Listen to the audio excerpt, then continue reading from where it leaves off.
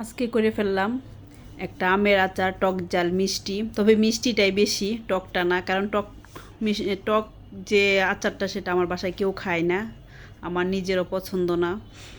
আর এই আচারটা আমি আমটা কাটতাম ইলিশ মাছের মতো পিস পিস করে।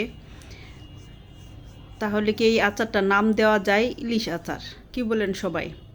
5 কেজি আম আর আমার চিনি দিয়েছি আমি 4 কেজি দিয়ে আমি প্রায় 1-1.5 ঘন্টা এটা রেখে দিয়েছি। আগে কিন্তু আমি ভালো করে আমটা কেটে ধুয়ে পরে বুলের মধ্যে চিনি দিয়ে আমি মিক্সড করে প্রায় 1-1.5 ঘন্টা রেখে দিই।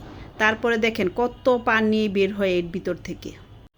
এটা কিন্তু শুধু চিনির পানি আর কিচ্ছু না। দেখেন অবস্থা। আর এই আচারটা একদম মনে করেন কম খরচে হয়ে যায়।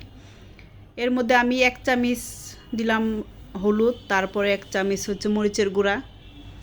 এই দিয়ে যে কালারটার জন্য মরিচের গুঁড়াটা দিলেও একটু অন্যরকম টেস্ট হয়। আর এই মোটামুটি হয়ে আসছে, তারপরে 5 ফোড়ন দিলাম, তারপরে শুকনো মরিচের একটু গুঁড়া দিলাম, ওটা চিলি ফ্লেক্স আর কি।